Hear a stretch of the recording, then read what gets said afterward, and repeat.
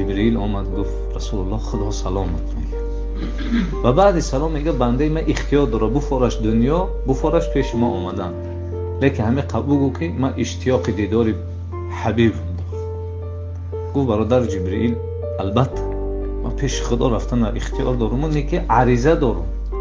عریضه ها چی است؟ گفت خدا بعد سری من بالای امتی من چیکار میکنه؟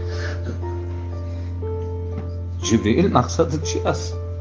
رسول الله بگو آشکار خدا چه خیلی امتهای پیشین هلاکت خدا امتهای مرا نکن. و عریضه قبول است. باز خواهش داری؟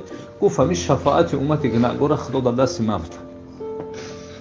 گفت خدا میگه اگر امتهای محمد تنبلی نکنن پیش از مردنشون 7 روز پیش توبه کنن میبخشمشون. برادر جبرئیل 7 روز دیر میشه. گفت 3 روز، گفت 3 روز هم دیر است. گفت حد اقل پیش از اون که مرد در حرشون غرغره میکنه یک بار کلمه شهادت رو